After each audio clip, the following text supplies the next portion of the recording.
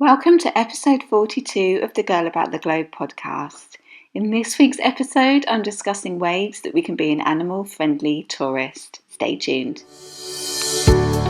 Welcome to Girl About the Globe, a podcast for you, the solo female traveller, empowering women to travel solo with maximum adventure, minimum impact. Seeing animals when we travel just goes hand in hand with travelling, especially if you're a wildlife girl about the globe and you just love interacting with wildlife. And there's so many different continents where we can have a really amazing wildlife experience. Safaris in Africa, you can go gorilla trekking in Central Africa. In Asia, you can see primates. North America, we can go whale watching. Mexico, you can go snorkeling with whale sharks. So many different experiences that we can have when we travel.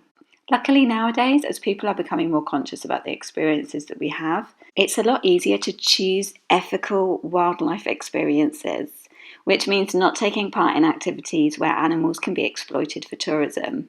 In my 20s, unfortunately, I have taken part in a few tourist activities which I didn't realise at the time were exploiting elephants, for example. I've had my picture taken with a koala in Australia, and I've rode an elephant in Thailand. I also had an elephant at my wedding in Sri Lanka. Luckily now, I'm questioning every experience that I have when I travel. So if you love wildlife and you really want to take part in an ethical experience, I'm just going to go through some do's and don'ts of how to be an ethical animal tourist. So things to do before you travel is refuse to visit any part of a tour that involves animals that are being exploited or treated with cruelty. Report any animal abuse that you may see and spread the word to fellow travellers back at home if you see an animal being cruelly treated. Research your country before you go and any excursions. Responsible Travel is a very good website which tells you about the ethical animal experiences that you can have when you're abroad, so it's worth looking at that.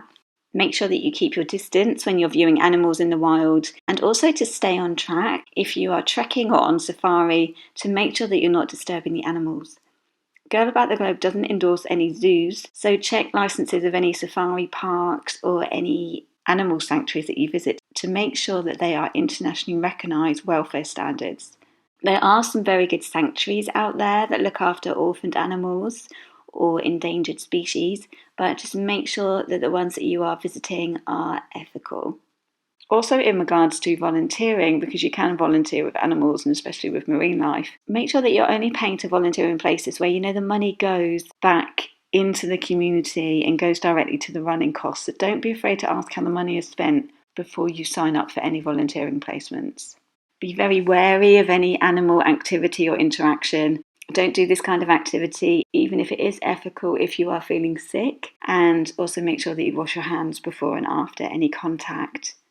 Make sure that you ask any questions for any interactions with a wild animal. So, for example, a tiger temple in Thailand. Ask yourself, how is this actually possible without the tigers being drugged or without some kind of alteration to the animal, such as maybe they've been declawed or they've had their fang removed? So just question every experience that you're going to have.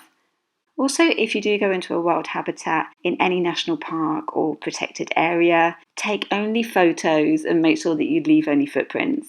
Refuse to take part in anything that's classed as national culture, such as whaling in the Faroe Islands, or anything deemed as a cruel sport or parade or festivals, however it may be presented to you. I know a couple of tour companies are now refusing to offer the running of the bulls in Pamplona, so avoid any festivals like that.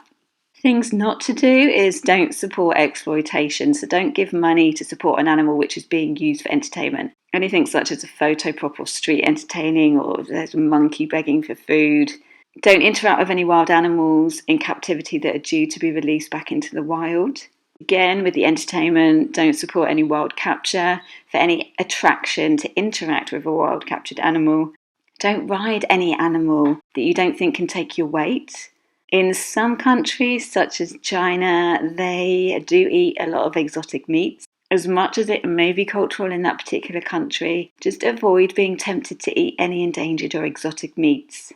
Don't buy any traditional medicines that may have used animal parts, or any souvenirs or products which contain endangered animal parts.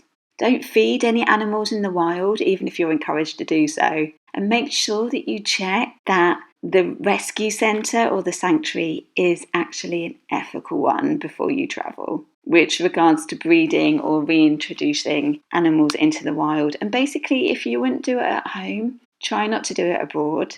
There was a report done by World Animal Protection for World Elephant Day, as riding an elephant used to be one of the most popular tourist attractions in Asia.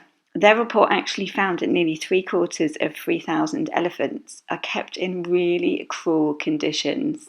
Their research showed that the venues were forcing elephants to have direct contact with the tourists. So that includes riding, washing experiences, performing in shows.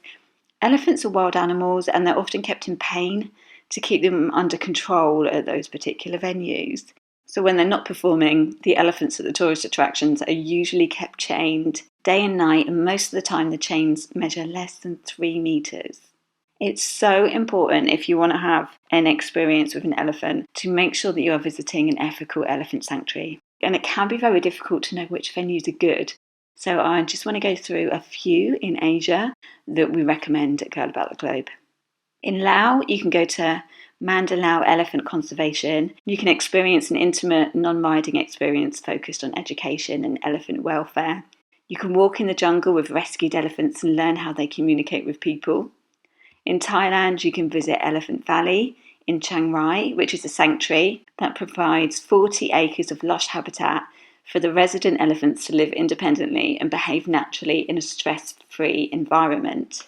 Also in Thailand, there's Mahout's Elephant Foundation's Walking with Elephants, where you can observe the elephants in their natural environment, wallowing in the mud and wrestling and playing. You can also camp with the Karen Hill tribe, the indigenous tribal people, and then experience the elephants at a safe and respectful distance. Boon Lot's Elephant Sanctuary, otherwise known as Bless, in Thailand, is a safe haven for abused elephants that have been rescued from the elephant rides and the experiences of entertaining tourists. So you can accompany the resident elephants on walks, gather food for them, and then camp in the jungle. If you're heading to Nepal, Tiger Top's Faru Lodge allows you to experience daily Nepalese village life, and you can meet the resident domestic elephants. You can follow them to the grasslands where the keepers cut and collect grass to feed them, and they allow you to accompany them on a walk into the jungle. You can also find out more about wildlife tourism at worldanimalprotection.org.uk. If you are a wildlife girl about the globe and you want to go on safari, then you can find safaris in Africa, in South Africa, Namibia, Botswana. You can even find one in the north of Ghana, which is very cheap safari. You can go on a gorilla safari and see primates in Uganda, Rwanda, Cameroon, Gabon, Borneo, or see the monkeys in Gibraltar. You can see the Komodo dragons in Komodo Island in Indonesia, lemurs in Madagascar, pandas in China, experience camels in Egypt, Mombasa and Mongolia, where they've got the 2-humped camel, see tigers in India, elephants in Asia and Sri Lanka, wild cats in Sri Lanka and Belize, meerkats in the Kalahari Desert in Africa, bears in the wild in Romania, Canada, as well as moose, kangaroos for Australia, which has got some amazing, unique wildlife, giant tortoises in the Galapagos Islands, which is also full of bird life, bison in National Park in Poland, reindeer in Norway and Sweden, and you can go bird watching in places such as Ethiopia, Channel Islands, Faroe Islands, Estonia and El Salvador. I hope that this episode has given you a little bit more insight into how to be a bit more conscious and how to make a difference when you're on a wildlife experience. In summary, make sure that you don't feed, you don't touch, and you keep minimum distance from wildlife. If it's not a natural setting and you see an animal is on display for your entertainment, question it and avoid it. If the animal's environment or their behaviour has changed for the experience that you're about to witness, then that's also a sign. Just by following some of these guidelines, we can ensure that we make better decisions on our trip and that we can help to protect wildlife by being an animal-friendly tourist. Thanks for listening to our Girl About the Globe podcast, making solo travel easier for you. Find everything that you need for your solo travels at girlabouttheglobe.com, and don't forget to subscribe so you don't miss an episode.